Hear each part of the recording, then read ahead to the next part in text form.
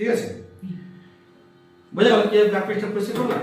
এবারে আমি এইখানে স্পিরিট দিয়ে বোর্ডটাকে সুন্দরভাবে ক্লিন করতে হবে যেন কোনো রকম কোনো পেস্ট বোর্ডের সাইডে না লেগে থাকে। ঠিক আছে,